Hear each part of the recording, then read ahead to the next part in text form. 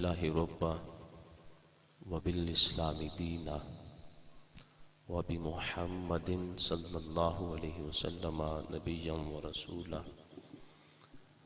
احمدک اللہم یا مجیب کل سائل والصلاة والسلام علی من هو افضل الوسائل وعلى آلہ واصحابہ ذوی الفضائل اما بعد فاعوذ باللہ من الشیطان الرجیم بسم اللہ الرحمن الرحیم انزل من السماء ماء فسالت اودیۃ بقدرها صدق اللہ العظیم وبلغنا رسولہ النبی الکریم الامین ونحن على ذلك لمن الشاہدین والشاکرین والحمد للہ رب العالمین ان اللہ وملائکتہ یصلون علی النبی یا ایہا الذین آمنوا صلوا علیہ وسلموا تسلیما الصلاة والسلام علیک یا سیدی یا رسول اللہ الصلاة والسلام علیک یا سیدی یا حبیب اللہ۔ ان کی الفت یہ کام کرتی ہے، ان کی الفت یہ کام کرتی ہے کہ ہر نظر احترام کرتی ہے۔ جو نبی کی ذات پہ پڑھتا ہے درود و سلام، پھر دنیا اس کو سلام کرتی ہے۔ الصلاة والسلام علیک یا سیدی یا رسول اللہ، الصلاة والسلام علیک یا سیدی یا حبیب اللہ، وعلی آلک وصحابک یا سیدی یا محبوب اللہ۔ اللہ رب العزت کی حمد و ثنا کے بعد آقا دو عالم نور مجسم شفیع معظم نبی محتشم معصوم آمنہ احمد مجتبی جناب محمد مصطفیٰ صلی اللہ علیہ وسلم کے دربار گوہر بار میں ان کے حضور ناز میں ہدیہ عقیدت پیش کرنے کے بعد نہایت ہی واجب الاحترام لائق تعظیم میرے مسلک کے عظیم درخشندہ ستارے علماء اور قراء کی صورت میں جلوہ گر ہیں، پیارے محبوب علیہ السلام کے غلاموں، خالق کائنات کا بے پناہ احسان عظیم ہے کہ آج ہم اس جگہ پر جو کہ پیر طریقت راہبر شریعت حضرت خواجہ قاضی محمد معصوم رحمۃ اللہ علیہ آپ کا لگایا گیا یہ خوبصورت گلشن ہے، اور جس کی سرپرستی آج کل ان کے صاحبزادے پیر طریقت راہبر شریعت صاحبزادہ والے شان جناب قاضی محمد طاہر نقشبندی مجددی صدیقی صاحب فرما رہے ہیں، اور جس کی آبیاری کے لیے انہوں نے ہمارے علاقے کی ایک عظیم شخصیت فخر القراء زینت القراء جناب قاری محمد اسماعیل نقشبندی صاحب ان کی ڈیوٹی لگائی ہے۔ دعا ہے کہ خالق کائنات اس ادارے کو دن دگنی رات چوگنی ترقی نصیب فرمائے اور اہل علاقہ کو اس سے فیض یاب ہونے کی توفیق عطا فرمائے۔ آپ کے سامنے قرآن مجید فرقان حمید میں سے آیت بینہ کا کچھ حصہ جو تلاوت کیا ہے، خالق کائنات ارشاد فرماتا ہے انزل من السماء ماء فسالت اودیۃ بقدرها کہ اللہ نے آسمانوں سے پانی نازل کیا اور وادیاں اپنی اپنی گنجائش کے مطابق بہہ نکلی۔ مفسر بارگاہ رسالت حضرت سیدنا عبداللہ ابن عباس رضی اللہ تعالیٰ عنہ فرماتے ہیں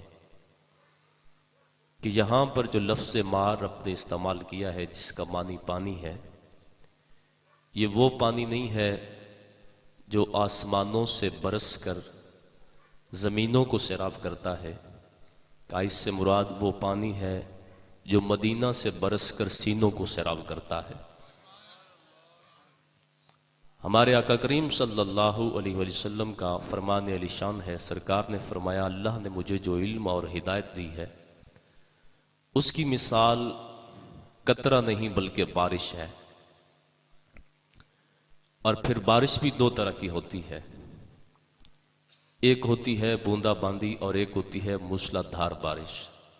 کہا لوگوں رب نے جو مجھے علم دیا ہے وہ بوندا باندی کی مانند نہیں ہے بلکہ وہ موسلا دھار بارش کی مانند ہے۔ پھر موسلا دھار بارش بھی دو طرح کی ہوتی ہے۔ بعض اوقات موسلا دھار بارش ایک شہر کے اندر ہوتی ہے مگر دوسرا شہر خشک رہ جاتا ہے۔ ایک ملک میں تو برستی ہے مگر دوسرا ملک جو ہے وہ خشک رہ جاتا ہے۔ رب ذوالجلال نے اپنے محبوب کریم صلی اللہ علیہ وآلہ وسلم کے صدقے سے، ان کے ذریعے سے، ان کے حوالے سے جو اہل ایمان کے اوپر بارش فرمائی، اللہ کے حبیب صلی اللہ علیہ وسلم فرماتے ہیں رب نے مجھے ایسی موسلا دھار بارش بنا کے بھیجا ہے، میرا علم اس بارش کی مانند ہے جو پوری کائنات کے اندر موسلا دھار بن کے برستا ہے۔ پیارے محبوب علیہ السلام کے غلاموں، آج لوگ تکڑی لے کے بیٹھ گئے ہیں، وہ تولتے ہیں کہ نبی کے پاس فلاں چیز کا علم تھا، فلاں چیز کا نہیں تھا۔ یارو میں آپ سے ایک سوال کرتا ہوں، اس بستی کے اندر اگر 1 گھنٹہ بارش برسے، کسی بندے کے اندر اتنی طاقت ہے، اتنا علم ہے کہ وہ اس بارش کے قطروں کو گن سکے؟ یارو 1 گھنٹہ ایک بستی کے اندر جو برسنے والی بارش ہے کوئی اس کے قطروں کو نہیں گن سکتا، تو جو بارش رب نے پوری کائنات کے اندر برسائی ہے اور جس کے علم کا جو ہے وہ آقا کریم صلی اللہ علیہ وسلم نے خود اس کی مثال موسلا دھار بارش کی جانب جو ہے وہ کی طرح بتائی ہے، ذرا بتائیے محبوب کے علم کا عالم کیا ہوگا۔ اللہ کے محبوب علیہ السلام کے غلاموں، جہاں پر بارش برستی ہے پھر آگے زمین کی اپنی اپنی وہ حالت ہوتی ہے۔ اس حوالے سے بھی زمین 3 طرح کی پائی جاتی ہے۔ ایک وہ زمین جس کو میرا زمین کہتے ہیں، یہ بڑی سرخیز زمین ہوتی ہے، جو ہی بارش یہاں پہ برستی ہے یہ میرا زمین پانی کو فوراً جذب کرتی ہے اور پھر جو بیج اس کے اندر بویا ہوتا ہے اس کے جواب میں وہ ہمیں ایک خوبصورت خوشبودار پھل عطا فرماتی ہے۔ کچھ زمینیں ایسی ہوتی ہیں جو پتھریلی زمینیں ہوتی ہیں، وہ پانی تو نہیں جذب کر پاتی مگر کچھ نہ کچھ اپنے اندر پانی کو جمع کر لیتی ہیں۔ اور ایک ہوتی ہے سیم زدہ زمین، یہ بہت خطرناک زمین ہوتی ہے جس سے کسی کو کوئی فائدہ حاصل نہیں ہوتا۔ پیارے محبوب علیہ السلام کے غلاموں، آج اگر کوئی یہ کہے کہ مجھے تو میرے آقا نے کچھ نہیں دیا، مجھے تو در سرکار سے کچھ نہیں ملا، اور معاذ اللہ نبی کے چاہنے سے کیا کچھ ہو سکتا ہے، تو اسے پھر اپنے دل کی زمین کی جانب دیکھنا چاہیے، کہیں اس کے دل کی دھرتی سیم زدہ تو نہیں ہو گئی۔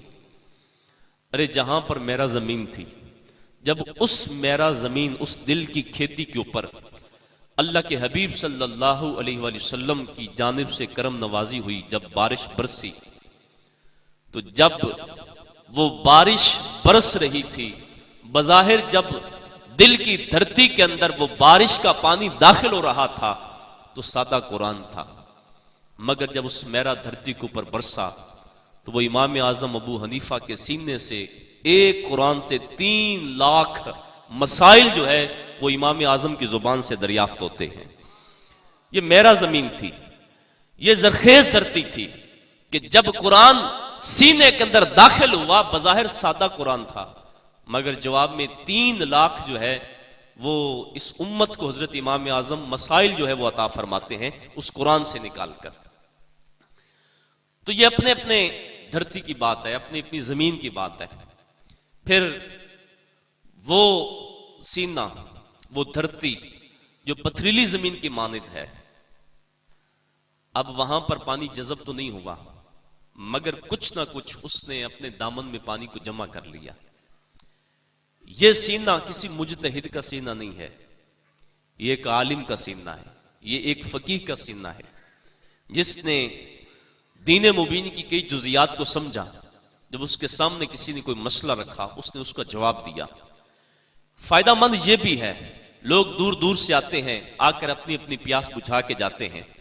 کسی نے دین کا کوئی مسئلہ پوچھنا ہو وہ آ کر ان سے پوچھتے ہیں۔ یارو آج لوگ کہتے ہیں کہ یہ مدارس دینیہ ہمیں کیا دے رہے ہیں۔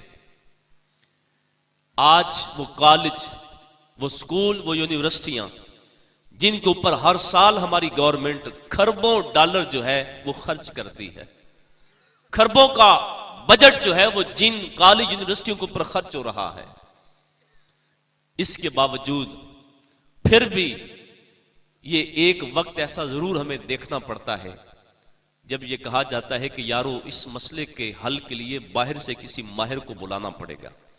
کوئی مریض ہے، اسے کہا جاتا ہے اس کو باہر لے جانا پڑے گا، یا باہر سے ڈاکٹرز کو یہاں پر بلانا پڑے گا، پھر جا کر اس کا علاج ہوگا. مگر وہ لوگ جو ہمارے مدارس دینیہ کو بند تالاب کی مثال دے کر ان کے جانب جو ہے وہ میلی نظروں سے دیکھتے ہیں، میں ان سے پوچھتا ہوں 14 صدیاں گواہی دے رہی ہیں، خدا کی قسم ایک دفعہ بھی ایسا نہیں ہوا جب کسی نے دین کا کوئی مسئلہ پوچھا ہو اور آگے سے جواب یہ ملا ہو کہ یہ مسئلہ یہاں کا عالم تو نہیں بتا سکتا، باہر کسی ملک سے کسی اور عالم کو بلانا پڑے گا، وہ پھر آ کر اس کا جواب دے گا. اللہ کی قسم 14 صدیوں کی تاریخ میں ایک بار بھی ایسا نہیں ہوا. حضرت امام احمد بن حنبل رضی اللہ تعالیٰ فرماتے ہیں، لوگوں کھانا تو انسان جو ہے وہ دن کے اندر ایک مرتبہ بھی کھا کر گزارا کر لیتا ہے، پانی زیادہ سے زیادہ بندہ دن میں 3-4 مرتبہ پیتا ہے، اور کچھ لوگ دنیا کے اندر ایسے ہیں جو تمہاری سالانہ ضرورت پوری کرتے ہیں، کچھ ایسے ہیں جو تمہاری ماہانہ ضرورت کو پورا کرتے ہیں، کچھ ایسے ہیں جو تمہاری جو ہے وہ روزانہ کی جو ضرورت ہے وہ پوری کرتے ہیں. مگر عالم دین جو ہے کہا یہ تمہاری ہر لمحے کی ضرورت کو پورا کرتا ہے. آج بہت زیادہ ضرورت ہے کہ اس ملک کے اندر انجینئرز پیدا ہوں، بہت زیادہ اس بات کی ضرورت ہے اس ملک کے اندر ڈاکٹرز بھی پیدا ہوں، بہت زیادہ اس بات کی ضرورت ہے اس ملک کے اندر بڑے بڑے عہدوں پر فائز جو لوگ بیٹھے ہیں ان کی مسندیں جو ہے وہ آ کر پر کرنے والے پیچھے ان کے وارث بیٹھے ہوں. مگر اس سے بڑھ کر کہیں زیادہ ضرورت ہے کہ اس امت کو عالم دیے جائیں، اس قوم کو علماء دیے جائیں. اور خدا کی قسم اتنی ضرورت ہمیں ڈاکٹروں کی نہیں ہے، اتنی انجینئرز کی نہیں ہے جتنی ضرورت ہمیں علماء حقہ کی ہے. اس لیے کہ اگر کسی نے طلاق کا مسئلہ پوچھنا ہو، مسئلہ حرام حلال کا ہوتا ہے، اور اگر اس علاقے کے اندر کوئی عالم ہی نہیں ہوگا تو وہ حلال اور حرام کی تمیز کون بتائے گا؟ یہ ڈاکٹر تو آپ کو نہیں بتا سکتا، یہ انجینئر تو آپ کو آ کر نہیں بتا سکتے، یہ بتا سکتا ہے تو ایک عالم دین ہی بتا سکتا ہے. تو لہٰذا یہ وہ جگہ ہیں جہاں پر ایسے لوگ جو ہے وہ پیدا ہوتے ہیں. میرے آقا کریم صلی اللہ علیہ وسلم نے ارشاد فرمایا، لوگوں میرا جو علم ہے وہ خزانے کی مانند ہے. صحابہ نے کہا اے اللہ کے حبیب علیہ السلام، خزانہ جو ہوتا ہے وہ بند ہوتا ہے، اب قیامت تک لوگ اس سے فائدہ کیسے اٹھائیں گے؟ سرکار نے فرمایا کہ قیامت تک میری امت کے اندر عالم پیدا ہوتے رہیں گے جو آ کر میرے خزانوں کے تالے کی چابی بن جائیں گے. اگر کوئی آپ سے پوچھے مدارس دینیہ کی تعریف کیا ہے تو اسے جا کر بتاؤ مدارس دینیہ اس فیکٹری کا نام ہے جہاں پر خیر کے دروازے کھولنے کے لیے چابیاں تیار کی جاتی ہیں. کوئی پوچھے مدارس دینیہ کسے کہتے ہو، اسے کہو شر کے دروازے بند کرنے کے لیے جہاں پر تالے بنتے ہیں اسے مدارس دینیہ کہا جاتا ہے. پیارے محبوب علیہ السلام کے غلاموں، یہ وہ عظیم جگہ ہے جہاں پر خیر کے دروازے کھولنے کے لیے تالے کی چابی تیار ہو رہی ہے، اور جہاں پر شر کے دروازے بند کرنے کے لیے تالے تیار کیے جا رہے ہیں. یہ چھوٹے چھوٹے بچے جب یہ آئے تھے، یہ کوئی ترخان کا بیٹا تھا، کوئی کمہار کا بیٹا تھا، کوئی کسی کا بیٹا تھا، مگر جب یہاں سے علم دین حاصل کر کے جائے گا تو یہ خیر کے دروازے کی چابی بند کے جا رہا ہوگا، شر کا دروازہ بند کرنے کے لیے تالا بند کے جا رہا ہوگا. اب اس کا تعارف جو ہے وہ کسی خان کا بیٹا، کسی لوہار کا بیٹا نہیں ہے، بلکہ یہ نبوت کے خزانے کی چابی بند کے جا رہا ہے. پیارے محبوب صلی اللہ علیہ وسلم کے غلاموں، میرے آقا کریم صلی اللہ علیہ وسلم کی کرم کی بارش تو ہر وقت برس رہی ہے، بارش کے برسنے میں کوئی کمی نہیں ہے. وہ بادشاہ کے محل پہ بھی برس رہی ہے، وہ فقیر کی کٹیا کے اوپر بھی جو ہے وہ برس رہی ہے.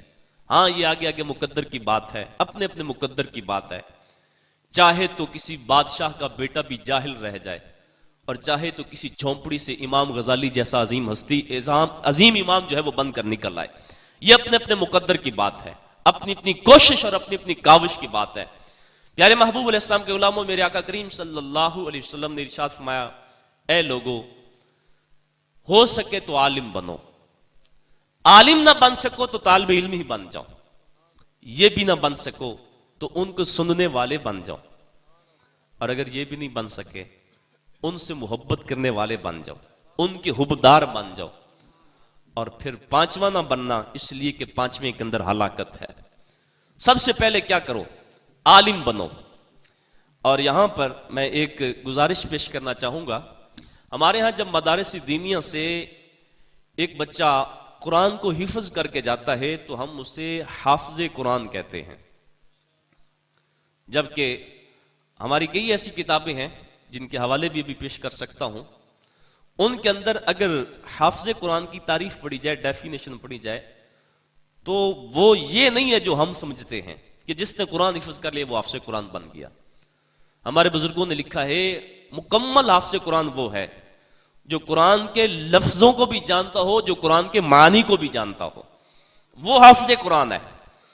تو یہ صرف حفظ قرآن کروا کر اپنے بچوں کو گھروں میں بٹھا لینا یہ کافی نہیں ہے، بلکہ جب یہ یہاں سے حفظ قرآن کر کے جائیں پھر ان کو اعلیٰ مدارس کے اندر داخل کروائیں، جہاں سے یہ درس نظامی پڑھیں، جہاں سے یہ علم تفسیر پڑھیں، جہاں سے یہ علم حدیث پڑھیں، پھر جا کر یہ مکمل حافظ قرآن بنیں گے۔ یہ آدھے حافظ قرآن ہوتے ہیں جن کو ہم مکمل حافظ قرآن سمجھ لیتے ہیں۔ تو لہٰذا اس حوالے سے بھی ہمیں اپنا قدم آگے بڑھانے کی ضرورت ہے۔ پیارے محبوب علیہ السلام کے غلاموں، اس امت کو یہ اعزاز حاصل ہے کہ اس امت نے قرآن کے حروف کی بھی حفاظت کی ہے، اس امت نے قرآن کے الفاظوں کی بھی حفاظت کی ہے، اس امت نے قرآن کے مفاہیم کی بھی حفاظت کی ہے، اس امت نے قرآن کے معارف کی بھی حفاظت کی ہے۔ وہ لوگ جنہوں نے قرآن کے حروف کی حفاظت کی، کون سا حرف کس مخرج کے ساتھ ادا کرنا ہے، اس کی ادائیگی کس انداز سے ہوگی، جو یہ علم رکھتا ہو اسے قاری قرآن کہا جاتا ہے۔ وہ بندہ جس نے قرآن کے الفاظوں کی حفاظت کی، جس نے قرآن کے لفظوں کو یاد کر لیا، اس کو حافظ قرآن کہا جاتا ہے۔ وہ بندہ جس نے قرآن کے معنی کو سمجھا، جس نے قرآن کی تشریحات کو سمجھا، جس نے قرآن کے مفاہیم کو سمجھا، اسے عالم قرآن کہا جاتا ہے، اور جس نے قرآن کے معارف کو سمجھا اسے شیخ القرآن کہا جاتا ہے۔ اور شیخ القرآن دیکھنا ہو تو آؤ بابا فرید الدین مسعود گنج شکر کو دیکھو، تمہیں شیخ القرآن دیکھنے کا شوق ہو آؤ داتا علی حجویری کو دیکھو، یہ وہ لوگ ہیں جنہوں نے قرآن کے معارف کو بھی سمجھا ہے۔ پیارے محبوب علیہ السلام کے غلاموں، آج ہمارے ہاں تو القابات ایسے ایسے دیے جاتے ہیں، اللہ تعالی ہم سب کو محفوظ رکھے، کہ سننے والا بھی شرمسار ہو رہا ہوتا ہے۔ آج ہم القابات کتابوں اور فلیکس اور اشتہاروں سے ڈھونڈ ڈھونڈ کر چوری چوری کر کے وہ ہم لوگوں کو عطا کر رہے ہوتے ہیں، مگر آئیے ایک وقت تھا کہ جب یہ القابات کیسے کیسے لوگ دیا کرتے تھے اور کیسے کیسے لوگوں کو کیسے کیسے القابات دیا کرتے تھے۔ ملتان کی دھرتی کا جھومر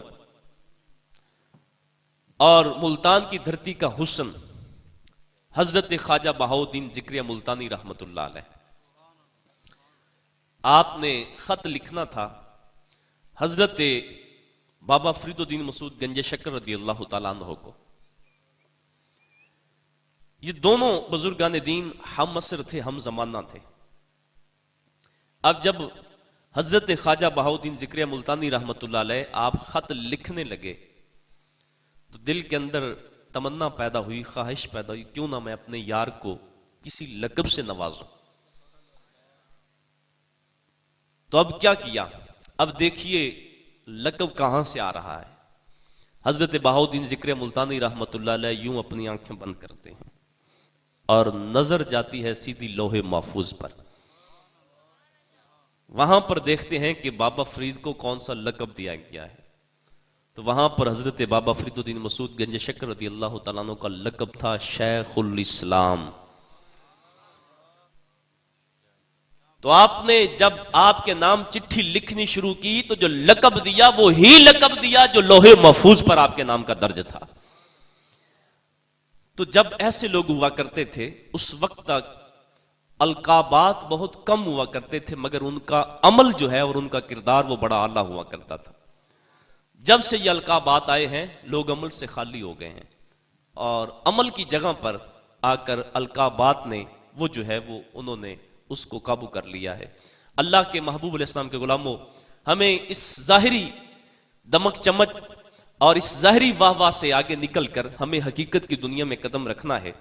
پیارے محبوب علیہ السلام کے غلاموں، اس امت کا یہ اعزاز ہے کہ اس نے ایسے ایسے لوگ پیدا کیے، ایسی فوج تیار ہوئی جو قرآن کے حروف کی سرحد کی محافظ بنی، قرآن کے الفاظوں کی سرحد کی محافظ بنی، قرآن کے معانی کے سرحد کی محافظ بنی، اور قرآن کے معارف کی سرحدوں کی محافظ بنی۔ اور اس امت نے قرآن کی بڑی خدمت کی ہے۔ جس وقت قرآن نازل ہو رہا تھا، ذرا اس زمانے کی کہانی کو پڑھیے تو بڑا جو ہے وہ دل باغ باغ ہو جاتا ہے کہ آج کس طرح سے ہمارے پاس قرآن پہنچا ہے، کس طرح سے کس مرحلے کے اندر کس وقت امت نے کس انداز سے قرآن کی خدمت کی۔ جس وقت قرآن کی وحی اترتی تھی، آپ جانتے ہیں کہ اس وقت کاغذ ابھی تک ایجاد نہیں ہوا تھا۔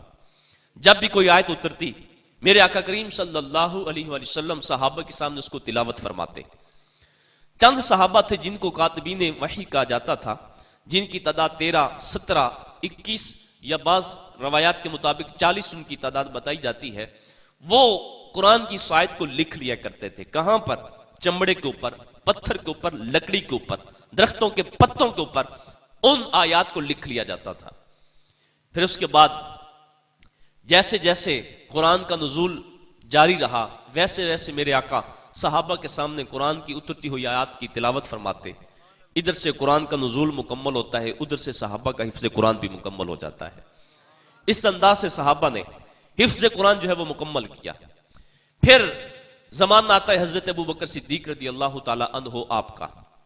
آپ کے دور کے اندر حضرت فاروق اعظم رضی اللہ تعالی عنہ، آپ حضرت ابوبکر صدیق رضی اللہ تعالیٰ عنہ آپ کو مشورہ دیتے ہیں کہ حضور آپ مہربانی فرمائے، اس وقت قرآن کی مختلف آیات مختلف جگہوں پر اس کے نسخے موجود ہیں، کیوں نہ یہ قرآن کو ایک جگہ پر اکٹھا کر لیا جائے تاکہ اس کے اندر کسی قسم کی کوئی تبدیلی جو ہے وہ نہ ہو سکے۔ اب حضرت فاروق اعظم رضی اللہ تعالیٰ عنہ آپ کے مشورے پر حضرت ابوبکر صدیق رضی اللہ تعالیٰ عنہ آپ نے کمیٹی بنائی، جس کی سربراہی حضرت سیدنا زید بن ثابت رضی اللہ تعالیٰ عنہ ان کے سپرد کی گئی۔ حضرت زید بن ثابت رضی اللہ تعالیٰ عنہ کی نگرانی میں قرآن کے سارے نسخوں کو جمع کیا جاتا ہے۔ حضرت ابوبکر صدیق رضی اللہ تعالیٰ عنہ آپ کے دور کے اندر قرآن کے یہ سارے نسخے یہ ایک جگہ پر جمع کیے گئے، اس وجہ سے حضرت ابوبکر صدیق کا جو لقب ٹھہرا وہ جامع القرآن ہوا، قرآن کو جمع کرنے والے۔ پھر حضرت عثمان غنی رضی اللہ تعالیٰ عنہ کا جب زمانہ مقدس آتا ہے تو آپ کے دور کے اندر قرآن کا وہ ایک نسخہ جو حضرت ابوبکر صدیق کے زمانے میں جمع ہوا تھا، جو حضرت سیدہ حفصہ سلام اللہ علیہا ان کے ہاں موجود تھا، تو ان سے یہ تقاضا کیا گیا کہ اس وقت اسلامی مملکت جو ہے، اسلامی سلطنت وہ بہت دور دور تک پھیل چکی ہے، تو کیوں نہ اب اس کے مزید نسخے تیار کیے جائیں تاکہ لوگ اس سے جو ہے وہ فائدہ حاصل کر سکیں۔ تو حضرت عثمان غنی رضی اللہ تعالیٰ عنہ آپ کے مقدس زمانے کے اندر چمڑے کے اوپر لکھنے کی جو سنت تھی وہ جو ہے وہ اس وقت متعارف ہو چکی تھی، تو آپ کے زمانہ مقدس کے اندر آپ کی نگرانی میں چمڑے کے اوپر کل 7 قرآن کے نسخے تیار کیے گئے، جس کے کچھ نسخے آج بھی تاشقند، مدینہ شریف اور مصر کے اندر وہ قرآن جو چمڑے کے اوپر حضرت عثمان غنی کے زمانے میں لکھے گئے تھے وہ آج بھی موجود ہیں۔ پیارے محبوب علیہ السلام کے غلاموں، کل 7 نسخے مختلف ریاستوں کے اندر وہ بھیجے گئے، اور پھر جب وہاں پر قرآن کے یہ نسخے پہنچے، اب اس دور کے اندر لوگوں نے قرآن تو اترتا ہوا دیکھا نہیں تھا، لوگوں کے پاس قرآن اس طرح سے اس کے نسخے تو موجود نہیں تھے۔ اب اس دور کے اندر لکھاری لوگ ہوا کرتے تھے، قرآن لکھنے والے کاتب ہوا کرتے تھے۔ اب انہوں نے کیا کیا، اس وقت کاغذ آ چکا تھا، وہ پھر جہاں پر یہ قرآن کے چمڑے کے اوپر لکھے گئے نسخے موجود تھے وہ وہاں پر جاتے، کاغذ سامنے رکھ کر ادھر اس کو دیکھ دیکھ کے قرآن کا نسخہ لکھتے۔ جب وہ ایک قرآن مکمل ہو جاتا، جن لوگوں کو قرآن کی ضرورت ہوتی وہ اس کو خریدتے، اس کا ہدیہ دیتے، ان کی ضرورت بھی پوری ہو جاتی اور ان کو جو ہے وہ کچھ پیسے بھی وہ مل جایا کرتے تھے۔ اس طرح سے اس امت نے، ان لکھاریوں نے قرآن کے مزید نسخے جو ہے وہ اپنے ہاتھوں سے لکھے. اگر آج بھی ہاتھوں سے لکھے گئے قرآن، اور بالخصوص اس وقت پچھلے دنوں میں بحریہ ٹاؤن لاہور کے اندر جو مسجد ہے وہاں پر قرآن کے وہ نسخے بھی موجود ہیں، اور ان میں ایک وہ نسخہ وہاں پر آج بھی وہاں پر موجود ہے جو حضرت سلطان محمود غزنوی رحمۃ اللہ علیہ نے اپنے ہاتھوں سے لکھا تھا. آج بھی وہ نسخے موجود ہیں. پیارے محبوب علیہ السلام کے غلاموں، اس طرح سے کاتبین نے جو ہے وہ کاتب لوگوں نے قرآن کے نسخے تیار کیے، اور پھر قرآن جو ہے وہ گلی گلی جگہ جگہ شہر شہر وہ اس کے نسخے جو ہے وہ پہنچتے چلے گئے. اور کاتب لوگ جو ہوا کرتے تھے یہ ایسے ایسے ماہر ہوا کرتے تھے کہ چاول کے ایک ایک دانے کے اوپر، ایسے ایسے کاتب بھی تھے کہ چاول کتنا باریک دانہ ہوتا ہے، اس کے ایک دانے کے اوپر، اس کے ایک گرین کے اوپر پوری پوری سورہ اخلاص لکھ لیا کرتے تھے. ایک ایک چاول کے دانے کے اوپر پوری پوری سورہ فلق اور سورۃ الناس جو ہے یہ ان کو اوپر لکھ لیا کرتے تھے. وہ لکھنے میں ایسے ماہر ہوا کرتے تھے. پیارے محبوب علیہ السلام کے غلاموں، اس امت نے یہ وقت بھی دیکھا کہ اس امت کی عورتوں نے بھی قرآن کے نسخے تیار کیے، قرآن کی خدمت کی، قرآن کی ترویج و اشاعت کے اندر انہوں نے بھی بڑی جو ہے وہ خدمت کی. تقریباً آج سے 100 سال پیچھے چلے جائیں، 100-150 سال، تو تقریباً یہ امت کی عورتوں نے تقریباً 1200 سال تک قرآن کی اس انداز سے خدمت کی کہ جب بھی کسی کے ہاں کسی کی بہن بیٹی جوان ہو جاتی، اس کا رشتہ کسی کے ہاں طے ہو جاتا، اب پھر وہ ان بچے والوں سے، لڑکے والوں سے کہتے کہ ہم ذرا اپنی بچی کا جہیز تیار کر لیں، جب جہیز تیار ہو جائے گا پھر ہم جو ہے وہ اپنی بیٹی کی رخصتی کر دیں گے. اب وہ جہیز کیا ہوا کرتا تھا؟ آج ہمارے ہاں جب کسی کے دن رکھے جاتے ہیں تو ہم کیا کرتے ہیں، بازار سے بچیوں کو 1-2 تھان کپڑے کے خرید کے لا کے دیتے ہیں، ان کے اوپر جو ہے وہ ہم پھول بوٹے جو ہے وہ ہماری بیٹیاں گھروں کے اندر بیٹھ کر وہ کڑھائی کرتی ہیں، وہ اپنا ایک سیٹ جو ہے وہ تیار کرتی ہیں. مگر آج سے کوئی 100-150 سال پیچھے چلے جائیں، تقریباً 12 صدیوں تک مسلمان بیٹیوں نے کون سا جہیز تیار کیا؟ جب بھی کسی کے ہاں کسی کی بہن بیٹی کی رشتے کی بات پکی ہو جاتی تھی تو والدین اپنی بیٹی کو گھر میں کہا کرتے تھے، بیٹی گھر کے کام کاج کرنے کے بعد تم نے کیا کرنا ہے، اپنے ہاتھوں سے اللہ کا قرآن لکھنا ہے. جب بیٹیاں اپنے ہاتھوں سے اللہ کا قرآن لکھ لیتی، جب وہ قرآن لکھ کے مکمل ہو کر لیتی، پھر اس کے بعد والدین ایک سنہری جلد اس کی کرواتی، پھر خوبصورت غلاف بنا کر اس کو لپیٹ کر جب لوگ اپنی بیٹیوں کے گھروں سے رخصت کیا کرتے تھے، ان کے ہاتھوں سے لکھا ہوا قرآن اس کے سائے میں ان کو رخصت کیا کرتے تھے. یہی قرآن ان بیٹیوں کا جہیز ہوا کرتا تھا. اور جب مائیں اس انداز سے قرآن پڑھنے والی ہوتی تھیں، قرآن سے محبت کرنے والی ہوتی تھیں، تو پھر بیٹے بھی فرید الدین مسعود گنج شکر جیسے پیدا ہوتے تھے. جب مائیں اس انداز سے سورہ یاسین کی صبح کے وقت اٹھ کر تلاوت کرنے والی ہوتی تھیں، تو پھر بیٹے بھی کبھی فرید الدین جیسے پیدا ہوتے تھے، کبھی معین الدین جیسے پیدا ہوتے تھے، کبھی نظام الدین جیسے پیدا ہوتے تھے، کبھی قطب الدین جیسے پیدا ہوتے تھے. جب مائیں صبح کے وقت اٹھ کر سورہ رحمان کی تلاوت کرنے والی ہوتی تھی تو پھر بیٹے بھی باہو سلطان جیسے پیدا ہوتے تھے. اور جب سے اس امت کی بیٹیوں نے قرآن سے دوری اختیار کی ہے، آج دیکھ لو کہیں پہ کوئی سنگر تیار ہو رہا ہے، کہیں پہ کوئی چور تیار ہو رہا ہے، کہیں پہ کوئی ڈاکو تیار ہو رہا ہے. یارو جن کی مائیں قرآن سے وابستہ ہوتی ہیں، جن کی ماؤں نے اپنے سینے سے قرآن کو لگایا ہوا ہوتا ہے، پھر ان کے بیٹے وہ گلی بازار کے اندر چلنے پھرنے والے عیاش بیٹے نہیں ہوتے، بلکہ وہ نظریں جھکا کر وہاں سے گزرنے والے ہوتے ہیں، اور دیکھنے والے بھی دیکھ کے کہہ رہے ہوتے ہیں یہ کوئی عام نہیں جا رہا، یہ نبی کا غلام جا رہا ہے. تو یہ تب ہی ممکن ہوتا ہے جب والدین جو ہے وہ اس انداز سے زندگی بسر کرنے والے ہوتے ہیں. ہمارے قریب ہی انڈیا کے اندر حیدرآباد دکن کے اندر ایک ہندوؤں کا جلسہ ہو رہا تھا. ہندوؤں کے جلسے کے اندر ایک ہندو عورت کھڑے ہو کر تقریر کر رہی تھی، اور تقریر کے دوران یہ کہہ رہی تھی، بار بار مسلمانوں سے یہ سوال کر رہی تھی کہ بلا حامد سعید صاحب نے آخر پہ حضور سیدنا امام حسین رضی اللہ تعالیٰ عنہ کا ذکر خیر کیا، تو میرے ذہن کے اندر بھی یہ بات آئی. وہ بار بار مسلمانوں سے یہ سوال کر رہی تھی، مسلمانوں تمہارے مذہب اسلام کو آئے ہوئے 14 صدیاں گزر گئیں، مگر تمہارے مذہب کے اندر دوسرا حسین کیوں نہیں پیدا ہوا؟ حسین جیسا بیٹا پھر کیوں نہیں پیدا ہوا؟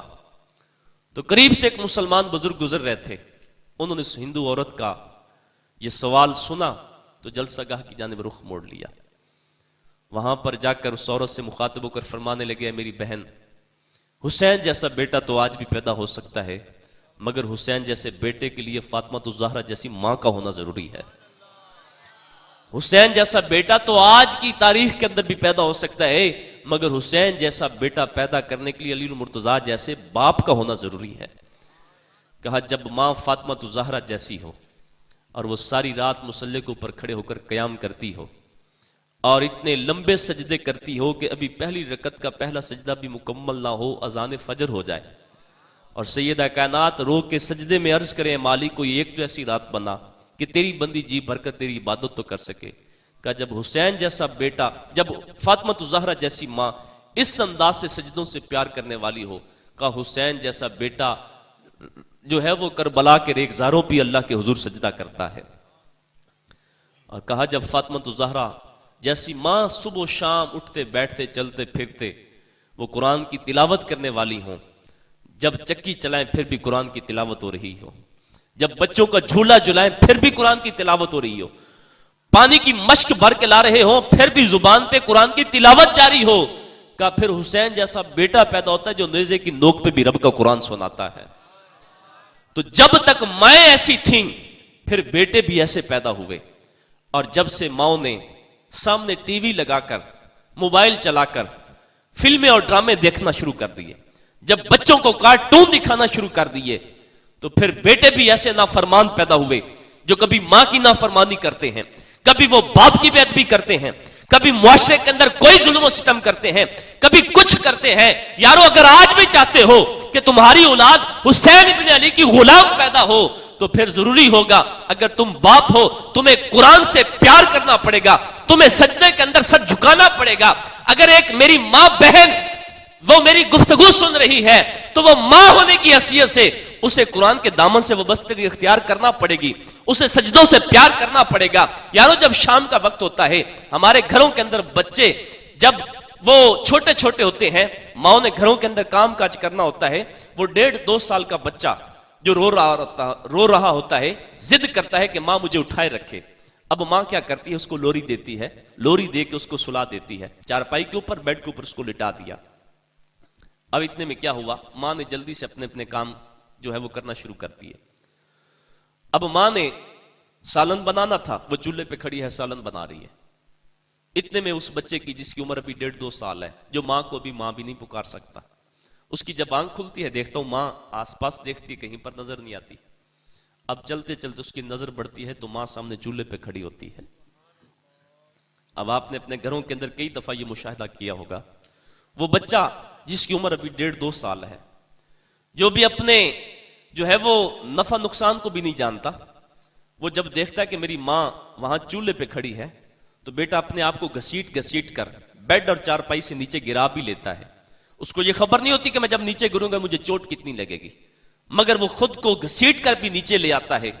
وہ گھٹنوں کے بل چل کر بھی ماں کے قدموں کے پاس چولہے پہ پہنچتا ہے یا نہیں پہنچتا؟ یارو جب ماں چولہے پہ کھڑی ہو بیٹا ماں کو چولہے پہ دیکھے، بیٹا وہاں چولہے پہ پہنچتا ہے یا نہیں پہنچتا؟ اور جب بیٹے کی آنکھ کھلے اور وہ دیکھ رہا ہو کہ میری ماں تو مصلی پہ کھڑی ہے، ذرا خود سوچئے بیٹا مصلی پہ پہنچے گا یا نہیں پہنچے گا؟ یارو ہمیں سب سے پہلے خود کو بدلنا ہوگا. جب ہم بدل جائیں گے پھر اللہ رب العزت ہماری اولادوں کو بھی راہ ہدایت نصیب فرمائے گا، پھر ان کو بھی مسجد کا رقصہ دکھلائے گا. جب بیٹا جو ہے وہ اپنے باپ کو مسجد میں جاتے ہوئے دیکھے گا، بیٹا ضد کرے گا یا نہیں کرے گا کہ مجھے بھی ابو مجھے اپنے ساتھ مسجد میں لے کے جاؤ؟ تو جب باپ کا آنا جانا ایسے مدارس دینیہ کی جانب ہوگا، بتاؤ بچہ کہے گا یا نہیں کہے گا کہ مجھے بھی اس مدرسے کے اندر لے کے جاؤ؟ تو پیارے محبوب علیہ السلام کے غلاموں، یہ عظیم جگہ ہے جہاں پر میرے آقا کریم صلی اللہ علیہ وسلم کا بھی آنا جانا ہوتا ہے. سرگودا کے اندر ایک مدرسہ آج بھی موجود ہے، اور وہاں پر ایک بہت بڑے ہمارے اہل سنت کے عالم دین تھے، مولانا مفتی جان محمد رحمت اللہ علیہ. یہ سنیے، یہ جو چھوٹے چھوٹے طلباء جو قرآن پڑھنے آئے ہیں، جو نبی کی حدیث پڑھنے آئے ہیں، ان کی شان کیا ہے. حضرت مولانا مفتی جان محمد رحمت اللہ علیہ، آپ کے مدرسے کا جو باورچی تھا وہ روزانہ بچوں کی شکایت کرتا کہ حضرت جو آپ کے مدرسے کے بچے ہیں یہ بہت شرارتی ہیں، یہ کھیل کود جب کر رہے ہوتے ہیں تو بہت زیادہ شور شرابہ بھی کرتے ہیں. تو میں چاہتا ہوں کہ کیوں نہ ان بچوں کا جو لنگر ہے اس کے اندر کمی کی جائے. حضرت مولانا مفتی جان محمد رحمۃ اللہ علیہ آپ نے فرمایا کہ جب یہ آئندہ ایسا کچھ کریں تو آپ نے مجھے بتانا ہے، میں خود اپنی آنکھوں سے دیکھوں گا. اب ایک دن وہ اپنے حجرہ میں بیٹھے تھے تو بچوں کی عادت ہوتی ہے جب وہ فری ہوتے ہیں، جب استاد سامنے نہ ہو تو ان کے اپنی ایک جو ہے وہ خوب جو ہے وہ دنیا ہوتی ہے. تو بچوں نے پھر وہی کام کرنا شروع کر دیا. وہ ورچی جلدی جلدی سے گیا اور اس نے جا کر حضرت کو بلایا کہ حضرت بچے آپ اسی حالت میں ہیں جس کی میں آپ کو شکایت کرتا ہوں. حضرت مولانا مفتی جان محمد رحمۃ اللہ علیہ آپ آئے اور آپ کے مدرسہ کے اندر ایک مسجد ہے، آپ مسجد کی ایک کونے کے اوپر کھڑے ہو کر بچوں کو دیکھ رہے تھے. بچے آپس میں کھیل کود رہے تھے. کافی دیر ان کو دیکھتے رہے، پھر اس کے بعد اپنے حجرہ میں چلے گئے. باورچی کو بلایا، اسے کہا کہ آج کے بعد ان بچوں کو ڈبل کھانا دیا کرو. وہ حیران ہو کر کہنے لگا حضور آپ یہ کیا کہہ رہے ہیں؟ میں تو چاہتا تھا کہ ان کے کھانے کے اندر کمی کی جائے، لنگر ان کو تھوڑا دیا جائے، تو آپ کہہ رہے ہیں کہ زیادہ کر دیا جائے. آپ نے کہا تمہیں کیا پتا میں کیا دیکھ کے آیا ہوں. کہا جب میں اس مسجد کے قریب گیا تو مسجد کے ایک جانب اس کے ایک کونے پر میں کھڑے ہو کر بچوں کو دیکھ رہا تھا، دوسری جانب میں نے دیکھا تو رسول اللہ صلی اللہ علیہ وسلم بچوں کو دیکھ کے خوش ہو رہے تھے.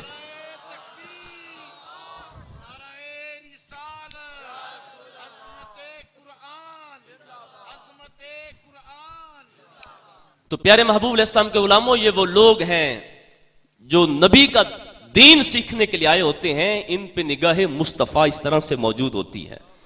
میں مسجد کے ایک کونے میں کھڑے ہو کر میں دیکھ رہا تھا اور مسجد کے دوسرے کونے کی طرف میرے آقا کریم صلی اللہ علیہ وسلم بھی دیکھ رہے تھے اور بچوں کو دیکھ کر خوش ہو رہے تھے. کہا جن پہ میرے آقا راضی ہو رہے ہوں ان کو انعام نہ دیا جائے تو اور کیا دیا جائے.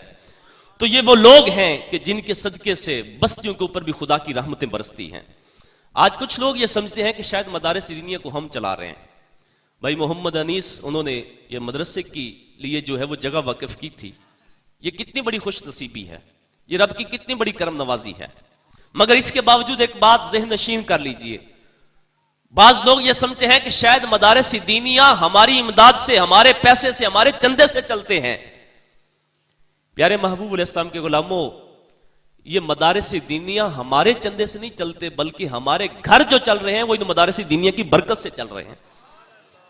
اللہ کے حبیب صلی اللہ علیہ وسلم کا فرمان ہے کہ جس بستی کے اندر ایسے لوگ بھی ہوتے ہیں کہ جن کے گناہوں کو دیکھ کر غضب خدا بندی بھی وہ ان کے اوپر نازل ہونا چاہتا ہے، مگر اس بستی کے اندر کوئی اللہ کا نام لینے والا کوئی بندہ بیٹھا ہو جو پچھلی رات کو اٹھ کر قرآن کی تلاوت کر رہا ہو، جو پچھلی رات کو اٹھ کر نبی کی حدیث پڑھ رہا ہو، جو مسجد کے اندر کھڑے ہو کر اذان دے رہا ہو.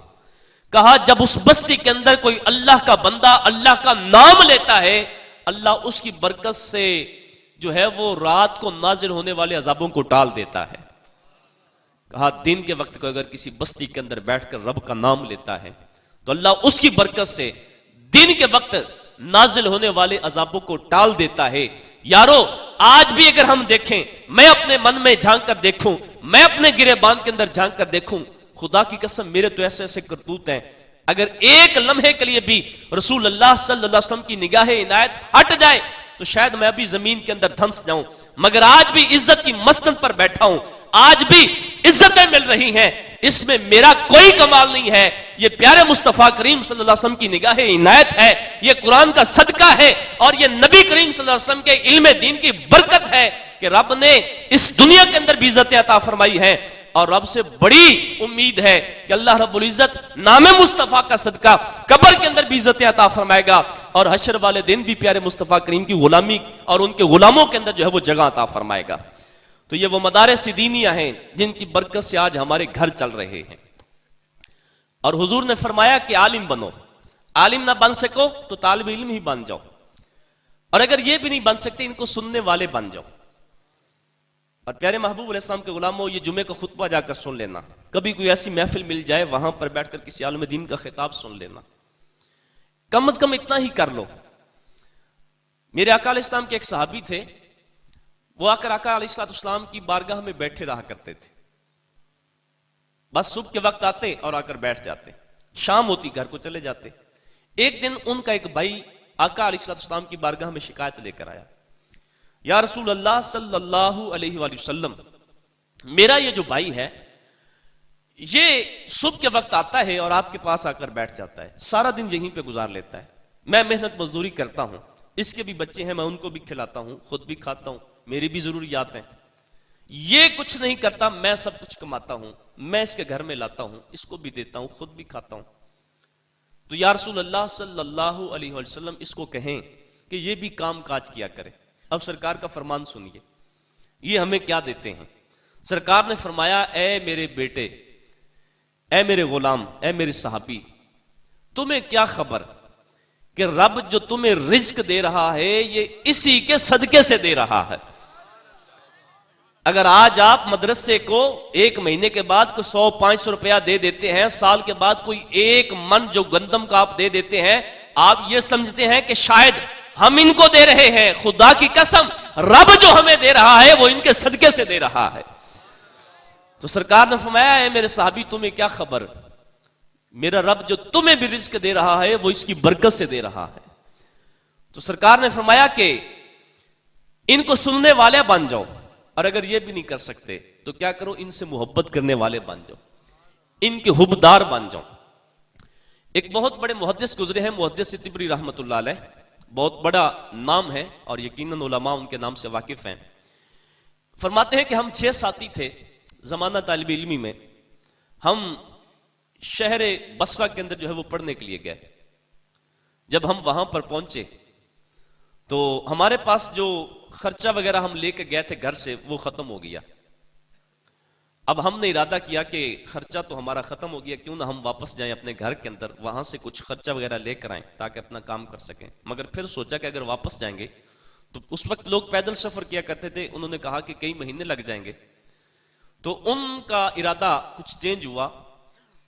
کیا ہوا کہ وہ ایک یہودی کی دکان پر گئے، وہاں یہودی کی دکان پر گئے اور اس سے جا کر کہا کہ ہم یار علم حاصل کرنے کے لیے آئے ہیں، گھر سے جو روپیہ پیسہ لے کر آئے تھے وہ ختم ہو گیا، اب ہم نے ارادہ کیا ہے کہ ہم واپس اپنے گھروں کو جائیں، وہاں سے پیسے لے کر آئیں، لیکن جاتے ہیں تو وقت بہت زیادہ ضائع ہوتا ہے، تو اب تم ایسا کرو کہ ہمیں کچھ ادھار دے دو، اور جب ہم واپس جائیں گے تو جو آپ کا ادھار بنے گا وہ آپ کو لوٹا دیں گے، وہ قرض آپ کو لوٹا دیں گے۔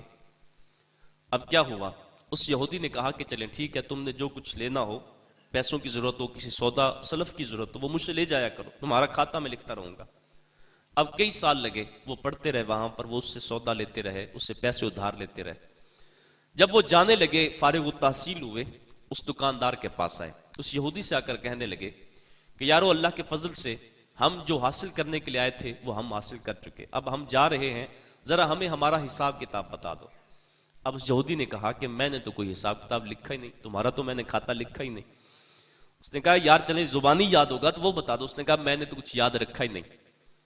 انہوں نے کہا کہ ہم نے تم سے پیسے لیے تھے، قرض لیا ہے اور سودا لیتے رہے ہیں، وہ کوئی نہ کوئی حساب کتاب تو ہوگا۔ اس نے کہا کہ میں جو علم حاصل کرنے کے لیے آئے میں ان کا حساب کتاب نہیں لکھا کرتا، بس میری طرف سے یہ محبت نامہ ہے۔ انہوں نے خیر اس کا شکریہ ادا کیا، وہ چلے گئے۔ حضرت محدث طبری رحمۃ اللہ علیہ فرماتے ہیں کہ میں اسی سال حج پہ گیا، میں طواف کعبہ کر رہا تھا تو میں نے حرم شریف کے ایک کونے میں دیکھا وہی یہودی جو ہے وہ حرم کے کونے کے اندر بیٹھا تھا۔ میں نے جلدی سے طواف مکمل کیا، میں جا کر اس کے پاس بیٹھا، میں نے اس سے جا کر کہا کہ یار تو یہودی تھا مگر یہاں پر کیا کر رہا؟ اس نے خبردار، اب مجھے یہودی کہا کیا ہوا؟ کہا وہ جس دن میں نے تم سے کوئی حساب کتاب نہیں لیا تھا، جس دن علم دین کی محبت کی وجہ سے میں نے کچھ بھی آپ سے نہیں مانگا تھا، اسی رات مجھے خواب کے اندر پیارے آقا کریم صلی اللہ علیہ وسلم کی زیارت نصیب ہوئی تھی۔ سرکار نے مجھ سے فرمایا کہ تو میرے دین کے وارثوں کی خدمت بھی کرے پھر بھی یہودی ہو کر مرے، یہ محمد کی غیرت گوارا نہیں کرتی۔ پیارے محبوب علیہ السلام کے غلاموں، وہ کہنے لگا کہ مجھے خواب کے اندر رسول اللہ صلی اللہ علیہ وسلم نے کلمہ پڑھایا، مجھے مسلمان کر دیا۔ کہا جب میری آنکھ کھلی تو اب میں پریشان تھا کہ میں تو تھا پہلے یہودی، اب ہو چکا ہوں مسلمان، جبکہ میرے گھر والے تو ابھی تک یہودی ہیں۔ اب ان سے میں کیا کہوں اور کیسے جو ہے وہ میں جب ان کو بتاؤں گا، ظاہر سی بات ہے ان کا اپنا ایک مذہب ہے، تو وہ تو میرے گلے پڑیں گے، وہ تو مجھے کوسیں گے، مجھے گالیاں دے گی، مجھے تان و تشنیع کا نشانہ بنائیں گے۔ لیکن میں نے کیا دیکھا کہ جب میں اٹھ کے بیٹھا تو میری بیوی مجھے دیکھ دیکھ کے مسکراتی تھی، مجھے دیکھ کے مسکرا کر کہتی کہ کیا تو نے کلمہ پڑھ لیا ہے، مسلمان ہو گیا ہے؟ میں نے کہا کہ تمہیں کیسے پتا چلا کہ میں مسلمان ہو گیا ہوں؟ کہا جس نبی نے تجھے خواب کے اندر آ کر کلمہ پڑھایا ہے اس نبی نے مجھے بھی کلمہ پڑھا دیا ہے۔ کہا تو بیوی ہے میرے،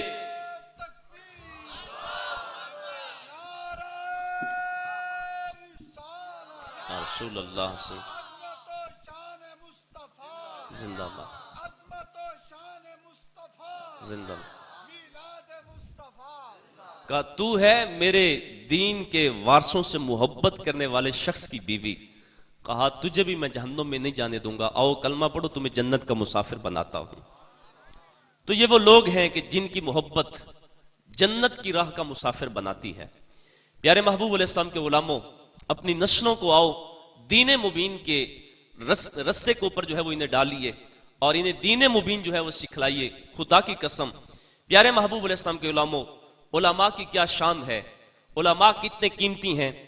بہت بڑا بادشاہ تیمور لنگ گزرا ہے، اس کے محل کے اندر حضرت امام تفتازانی رحمت اللہ علیہ بیٹھے تھے۔ اچانک کیا ہوا کہ بہت زیادہ تیز بارش شروع ہو گئی، موسلادھار بارش برس رہی تھی۔ تیمور لنگ کے محل کے دیواروں کے ساتھ جو ہے وہ بارش کا پانی ٹکرانے لگا۔ حضرت امام تفتازانی رحمت اللہ علیہ بڑی مشکل کتابوں کی شرح لکھنے والے کا نام ہے۔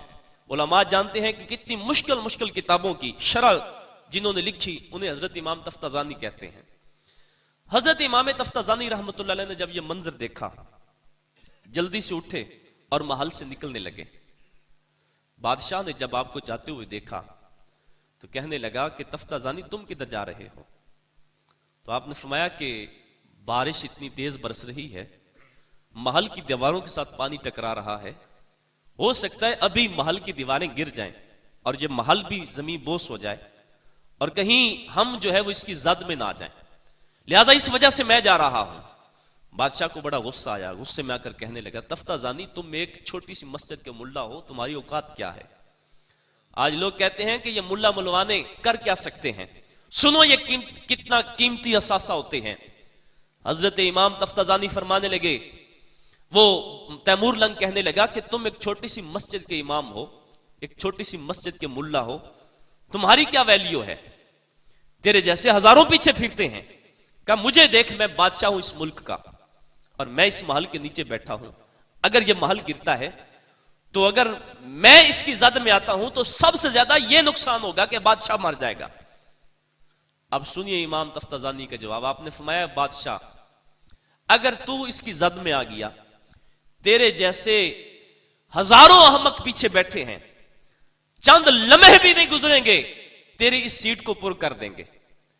لیکن اگر تفتازانی اس کی زد میں آ گیا اور تفتازانی اس دنیا سے چلا گیا، کہا کسی کو تفتازانی بننے کے لیے پہلے 30 سال تک مدارس دینیا کے اندر بیٹھ کر پڑھنا پڑے گا، پھر جا کر کوئی تفتازانی بنے گا۔ کہا تفتازانی کی سیٹ کو پر کرنے کے لیے پہلے 30 سال کی محنت درکار ہوگی۔ تو پیارے محبوب صلی اللہ علیہ وسلم کے غلاموں، یہ وہ عظیم ہستیاں ہیں کہ جو اتنی قیمتی اثاثہ ہیں اور اللہ تعالیٰ نے علماء کی صورت میں ہمیں عطا فرمائی ہیں، اور اپنے علماء سے پیار کیا کریں، ان مدارس دینیہ سے پیار کیا کریں جہاں سے ایسے لوگ پڑھ پڑھ کے نکلتے ہیں جو امت کی ضرورت کو پورا کرتے ہیں۔ اور آخر پہ میں ایک پیغام دینا چاہتا ہوں وہ فرانسیسی صدر کو، اور آپ کے ذریعے اور آپ کے سینوں کے اندر مزید عشق رسول کی دولت کو مزید جو ہے وہ بہاریں بخشنے کے لیے میں یہ پیغام دینا چاہتا ہوں کہ وہ فرانسیسی صدر، یہ امت کسی کا قرض نہیں رکھتی، ہم ضرور یہ قرض لوٹائیں گے۔ 14 صدیاں گواہی دے رہی ہیں، اس امت نے ہر دور کے اندر مشکل سے مشکل وقت کے اندر بھی اس امت نے قرض لوٹایا ہے۔ کمینے ابو جہل سے لے کر کذاب مسیلمہ کتے تک، اسود انسی کمینے سے لے کر ارے طاہر نسیم کے دعوے تک، جاؤ ساری صدیاں کنکھال کے دیکھ لو، اس امت کے ہوتے ہوئے جب بھی کسی دشمن رسول نے میرے نبی کی جانب انگلی اٹھائی ہے، اس امت نے اس کا بازو کاٹا ہے۔ وہ چاہے کسی تخت پہ بیٹھا ہو، وہ کسی تاج کا مالک ہو، جس نے بھی میرے آقا کے سامنے بری نظر سے میرے آقا کی جانب دیکھا ہے، اس امت نے اس کے سر کو، اس کے جو ہے وہ تاج سمیت اس کو خاک میں ملایا ہے۔ پیارے محبوب علیہ السلام کے غلاموں، ہم مل کر مغرب کو یہ پیغام دے رہے ہیں، ہم بغیرت قوم نہیں ہیں، ہم گناہگار جتنے مرضی ہیں، مگر اپنے آقا کے غدار نہیں ہیں۔ ہم ہی وہ لوگ ہیں جن کے پاس صلاح الدین ایوبی رحمت اللہ علیہ کی جرت آج بھی موجود ہے۔ ہم ہیں حضرت غازی علم الدین شہید کی جرت کا نام، ہم ہیں حضرت غازی ممتاز حسین قادری رحمت اللہ علیہ جیسا ہیرو رکھنے والی قوم، ہم ہیں وہ قوم جن کے پاس آج بھی غازی خالد حسین جیسا غازی موجود ہے۔ ہم ہیں وہ قوم جو آج بھی دنیا کے کونے کونے کے اندر جو ہے وہ عشق رسول صلی اللہ علیہ وسلم کی اذان پڑھنے والی قوم، ہم ہیں وہ قوم جو آج بھی محبت سیدنا ابو بکر صدیق رضی اللہ تعالیٰ عنہ کا جو ہے وہ لاج رکھنے والی قوم، ہم ہیں حضرت فاروق اعظم رضی اللہ تعالیٰ عنہ، حضرت عثمان غنی رضی اللہ تعالیٰ عنہ، حضرت مولا علی رضی اللہ تعالیٰ عنہ اور مولا امام حسین رضی اللہ تعالیٰ عنہ کے پیغام کو یاد رکھنے والی قوم۔ اور اس قوم نے کبھی بھی قرض جو ہے وہ لوٹایا نہیں ہے۔ اور وہ کیا کسی نے خوب کہا تھا، جب حسن تھا ان کا جلوہ نما، انوار کا عالم کیا ہوگا۔ اور اس کا ہرگز یہ مطلب نہیں ہے کہ آج سرکار کا حسن وہ جلوہ نما نہیں ہے۔ یہاں سے ظاہری طور پر سرکار دو عالم صلی اللہ علیہ وسلم کا اس دنیا میں جلوہ گری ہونے کا جو ہے وہ یہاں پر مطلب ہے، مگر آج بھی اس کائنات کے اندر سرکار کا حسن جلوہ نما ہے۔ اگر سرکار دو عالم صلی اللہ علیہ وسلم کی نگاہ عنایت ایک لمحے کے لیے اس دنیا سے ہٹ جائے، یہ دنیا بھی ختم ہو جائے۔ جب حسن تھا ان کا جلوہ نما، انوار کا عالم کیا ہوگا، ہر کوئی فدا ہے بن دیکھے۔ یہ لبیک یا رسول اللہ کا جب نعرہ لگتا ہے تو لوگ کیسے اش کر اٹھتے ہیں، جھوم جھوم کر نعرے کا جواب دیتے ہیں۔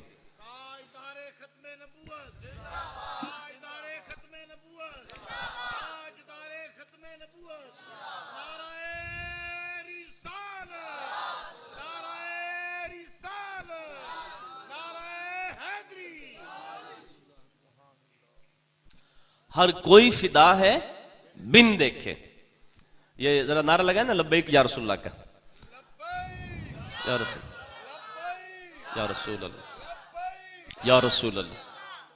ہر کوئی فدا ہے بن دیکھے، کسی نے بھی نہیں دیکھا، مگر جب نام نبی آتا ہے لوگ کیسے جھوم اٹھتے ہیں۔ ہر کوئی فدا ہے بن دیکھے، دیدار کا عالم کیا ہوگا۔ پیارے محبوب علیہ السلام کے غلاموں، یہ فرانسیسی صدر جو کتا ہے، جہنمی کتا، کاش کہ اس نے اپنے بڑوں کی کوئی کہانیاں پڑھی ہوتی۔ ایک بہت بڑا مغربی جو ہے وہ رائٹر گزرا ہے، مائیکل ایچ ہارڈ اس کا نام تھا۔ اس نے کتاب لکھی تھی جس کا نام تھا دا 100۔ دنیا کے 100 عظیم ترین لوگوں کی اس نے کہانی لکھی، دنیا کے 100 عظیم ترین لوگوں کی اس نے ایک فہرست تیار کی۔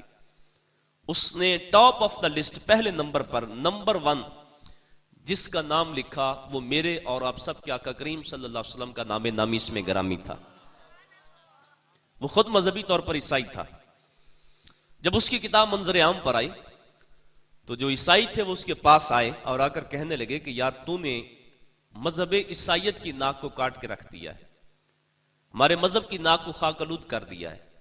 کہا وہ کیسے؟ اس نے کہا کہ تو خود مذہبی طور پر عیسائی ہے اور تو نے عیسائی ہونے کے باوجود اپنے نبی عیسیٰ کا نام تیسرے نمبر پر لکھا اور مسلمانوں کے نبی کا نام پہلے نمبر پر لکھا۔ یہ تو نے کتنی بڑی جو ہے وہ زیادتی کی ہے اپنے مذہب کے ساتھ۔ تو اس نے بڑا خوبصورت جواب دیا۔ اس نے کہا کہ لوگوں، میں نے یہ فہرست کسی عقیدت کی بنیاد پر نہیں بنائی، بلکہ میں نے یہ فہرست میرٹ کی بنیاد پر تیار کی ہے۔ کہا کیسا میرٹ؟ اس نے کہا کہ میں نے دنیا کی تاریخ کی کتابوں کی ورق گردانی کر کے دیکھا ہے، خدا کی قسم مسلمانوں کے نبی کی صورت جیسی نہ تو مجھے کسی کی صورت نظر آئی ہے، نہ ان کی سیرت جیسی کسی کی سیرت نظر آئی ہے۔ کہا وہ صورت میں بھی بے مثل و بے مثال ہیں، وہ سیرت میں بھی بے مثل و بے مثال ہیں، اب میری نگاہوں میں جچتا نہیں کوئی، جیسے میری سرکار ہیں ویسا نہیں کوئی۔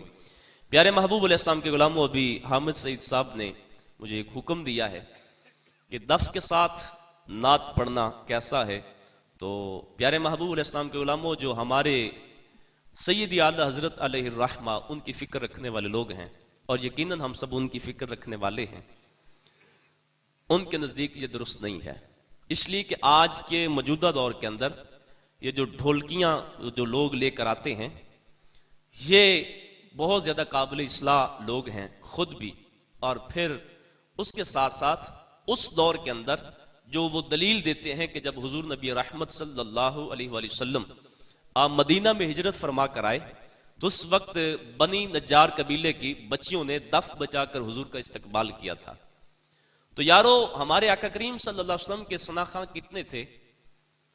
زیادہ سے زیادہ تو لوگ یہی جانتے ہوں کہ حضور کے ایک ثنا خاں تھے جن کو حضرت حسان کہا جاتا ہے، تو میرے آقا کریم صلی اللہ علیہ وسلم کے باقاعدہ طور پر جو صحابی حضور کی اس انداز سے نعت پڑھنے والے تھے ان کی تعداد 42 بتائی جاتی ہے، 42 نعت خاں تھے حضور کے ثنا خاں، ان میں سے کوئی بھی ایسا نہیں تھا جو دف کے ساتھ پڑھنے والا تھا۔ اور حضرت حسان بن ثابت، آپ کو تو پوری دنیا جانتی ہے، مگر کوئی بھی شخص یہ نہیں کہہ سکتا کہ حضرت حسان بن ثابت رضی اللہ تعالیٰ عنہ آپ نے کبھی دف کے ساتھ نعت پڑھی ہو۔ یارو نعت پڑھنے کا جو مقصد ہوتا ہے نا نعت سننے کا، وہ یہ ہوتا ہے کہ اس کے ذریعے سے عشق رسول صلی اللہ علیہ وسلم وہ ہمیں نصیب ہو۔ تو آپ ذرا خود اندازہ لگا لیں، جو بڑی عمر کے افراد بیٹھے ہیں یا وہ حضرات، وہ نوجوان ساتھی جو ہمارے پرانے ثنا خاں گزرے ہیں، محمد علی ظہری رحمۃ اللہ علیہ جیسے لوگ، قبلہ نیازی صاحب رحمۃ اللہ علیہ جیسے لوگ، یا اور جو ہمارے پرانے نعت خاں تھے، ذرا ان کے نعت پڑھنے کا انداز ذرا آپ کبھی دیکھیے گا۔ آج بھی نیٹ پہ ان کی نعتیں مل جاتی ہیں، قاری زبید رسول رحمۃ اللہ علیہ ان کی نعتیں بھی موجود ہیں۔ کیا انداز ہوتا تھا جب نعت پڑھنا شروع کرتے تھے، یوں ہاتھ باندھ کر، بس آنکھیں بند ہوتی تھیں، پڑھنے والا بھی مدینے میں پہنچا ہوتا تھا، سننے والے بھی رسول اللہ صلی اللہ علیہ وسلم کے دربار میں اپنے آپ کو حاضر محسوس کیا کرتے تھے کہ ہم وہاں پر حاضر ہیں۔ مگر آج ہمارے ہاں کیا پر ہوتا ہے؟ الا ماشاءاللہ، میں سب کی بات نہیں کر رہا، میں ان لوگوں کی بات کر رہا ہوں جو 50 ہزار پہ اپنے اکاؤنٹ میں لے کر آتے ہیں، پھر آ کر گانے کی طرزوں پہ نعتیں سناتے ہیں، گانے کی طرز پہ نعت پڑھی جا رہی ہوتی ہے، چہرے پہ داڑھی بھی نہیں ہوتی۔ یہ تو ہر شخص آ کر بیان کرتا ہے، ہر عالم بھی بیان کرتا ہے، ہمارے نقیب حضرات بھی کہتے ہیں، ثنا خاں بھی آ کر کہتے ہیں کہ یارو حضور کے ثنا خاں کا مقام یہ ہے کہ حضور نبی رحمت صلی اللہ علیہ وسلم نے جب حضرت حسان سے نعت سنی تو حضرت حسان کو اپنے منبر پر بٹھایا، حضور نیچے بیٹھے۔ یہ کہتے ہیں نا سبھی، لیکن کبھی اس بات سے جو رزلٹ نکالنا تھا کبھی وہ بھی کسی نے رزلٹ نکالا؟ میرے آقا کریم صلی اللہ علیہ وسلم حضرت حسان بن ثابت کو منبر کے اوپر بٹھا کر اپنی امت کو یہ درس دے رہے ہیں، لوگوں میری نعت وہی پڑھے جو میرے منبر پر بیٹھنے کے قابل ہو، جو میرے منبر پر بیٹھنے کے لائق ہو۔ اور آج کسی کو وضو کا طریقہ بھی نہیں آتا، وہ بھی بیٹھ کر نعت لکھنا شروع کر دیتا ہے، اور اگر آپ محسوس نہ کریں، کر بھی جائیں تو حق بات کہہ دینی چاہیے۔ جب سے اس قوم کے گلے احمد علی حاکم جیسے اور ظہیر عباس جیسے لوگ پڑے ہیں، ان کے دلوں سے عشق رسول ختم ہو گیا ہے۔ کون سا ایسا گانا جس کی کٹ پر انہوں نے نعت نہیں لکھی؟ یارو ایک بازار سے لوٹا خرید کر لاؤ، بالکل نیا ہو، واش روم کے اندر ابھی آپ نہ لے کر گئے ہوں، آپ کے گھر میں کوئی مہمان آئے، وہ خوبصورت سٹیل کا لوٹا ہو، آپ اس کے اندر پانی اس کو ڈال کے دیں اور اسے کہیں یہ شربت پیئیں، یہ بوتل پیئیں، یہ پانی پیئیں، تو وہ مہمان آپ کے ساتھ کیا سلوک کرے گا؟ آپ کسی کے ہاں مہمان بن کر جائیں، آپ کو لوٹے کے اندر بالکل نیا لوٹا ہو، آپ کو اس کے اندر پانی ڈال کر دیا جائے، آپ پیئیں گے اس کے اندر؟ آپ تو کہیں گے آئندہ میں تو تیرے دروازے پر نہیں آؤں گا۔ یارو ہم نے پینا پانی ہو، وہ لوٹا بھی صاف ہو، مگر ہو لوٹا اس کی شکل لوٹے سے ملتی ہو، وہ لوٹا جو واش روم کے اندر رکھا جاتا ہے، آپ اس کے اندر پانی نہیں پینا چاہتے. یارو کتنا بد نصیب ہے وہ شخص جو میرے نبی کی نعت گانے کی طرز پہ پڑھ رہا ہوتا ہے. کبھی اس کی جانب بھی ہم نے غیرت کا مظاہرہ کیا کہ ہم تو اتنے غیرت مند ہیں کہ جس برتن کی شکل لوٹے سے ملتی ہو ہم اس میں پانی پینا نہیں پسند کرتے. اور نبی کی نعت جس سے ہم نے عشق رسول حاصل کرنا تھا، وہ کبھی کسی گانے کی کٹ پر، کبھی کسی گانے کی کٹ پر. تو یارو ایسے لوگوں سے بچ جاؤ. اگر اللہ نے آپ کو پیسہ دیا ہے، ایسے لوگوں کے اوپر پیسہ ضائع کرنے کے بجائے آؤ مدارس دینیہ کے اندر پیسہ دو. ثنا خان اس امت کو وہ کچھ نہیں دے سکتا جو میری محبوب صلی اللہ علیہ وسلم کی امت کا عالم دے سکتا ہے، جو ایک مدرسہ ہمیں دے سکتا ہے. یارو اگر حضور کے نور پر کسی نعت خان سے کوئی دلیل مانگے کہ حضور نور ہے، اس کی دلیل کیا ہے، تو نعت خان کے پاس سب سے بڑی دلیل کیا ہے؟ میں سب کی بات نہیں کر رہا، پھر یہی بات عرض کر رہا ہوں، ان لوگوں کی بات کر رہا ہوں جو میرے آقا علیہ السلام کی نعت کو بیچ رہے ہیں اور پھر وہ نعت کی توہین کر رہے ہیں، جو ممبر رسول کی توہین کر رہے ہیں. میں ان کی بات کر رہا ہوں. میرے محبوب علیہ السلام کے غلاموں، اگر نعت خان سے پوچھا جائے حضور نور ہے، اس کی دلیل کیا ہے، تو نعت خان کے پاس سب سے بڑی دلیل کیا ہوگی؟ نور والا آیا ہے، نور لے کر آیا ہے، سارے عالم میں دیکھو کیسا نور چھایا ہے. اس سے بڑی کوئی دلیل ہے کسی نعت خان کے پاس؟ لیکن اگر کوئی اس کی دلیل مانگے گا، ہمارا مخالف کوئی ہم سے دلیل مانگے گا کہ میرے آقا نور ہیں، تو یہ ایک عالم دین ہی ہے جو یہ آیت پڑھ کر سنائے گا قد جاءکم من اللہ نور. اس آیت کی کوئی تفسیر بتائے گا تو وہ ایک عالم دین ہی بتائے گا. یہاں پر کوئی حدیث نور سنائے گا تو وہ اس امت کا عالم ہی سنائے گا. تو لہٰذا ہمیں سب سے زیادہ اپنے مدارس دینیہ کو جو ہے وہ مضبوط کرنے کی ضرورت ہے، جہاں سے حفاظ قرآن جو ہے وہ فارغ ہوں، جہاں سے علماء دین جو ہے وہ وہاں سے فارغ ہوں. ہمارے کتنے ایسے مدارس ہیں جن کو ہم کچھ دیتے نہیں، آج وہ جڑ چکے ہیں. بڑے بڑے محنتی اور بڑے بڑے قابل لوگ وہاں پر بیٹھے ہیں، مگر ہمارے اخراجات جو مدارس دینیہ کے اندر پڑھنے والے بچے ہیں ان کا ایک وقت کا کھانا بھی جو ہے وہ نہیں ہم دے سکتے، اس لیے کہ ہم مدارس کو تو کچھ دیتے نہیں. سال کے بعد ایک کھال دیتے ہیں، اور وہ بھی گورنمنٹ اتنی سیانی ہے، جب وہ موسم آتا ہے کھالوں والا تو وہ جو 1000 روپے کی کھال ہوتی تھی وہ 50 روپے کی بکتی ہے. تو یہ حالت جو ہے ہم نے اپنے مدارس کے ساتھ کر دی ہے. ہماری توجہ بھی گئی، حکومت بھی جو ہے وہ پہلے ان سے مخالف ہے ان کی. تو لہٰذا ہمیں اپنے آپ کو بدلنے کی ضرورت ہے اور اپنی تمام تر توجہ ان مدارس دینی کی جانب کرنے کی ضرورت ہے. دعا ہے کہ خالق کائنات ہماری آج کی حاضری کو اپنی پاک بارگاہ میں شرف قبولیت عطا فرمائے، اور قبلہ کاری اسماعیل صاحب نے آج کا یہ جو خوبصورت پیغام جو ہے وہ یہ پروگرام سجایا، اللہ تعالیٰ ان کی بھی کاوش قبول فرمائے. آمین. وآخر دعوانا الحمدللہ.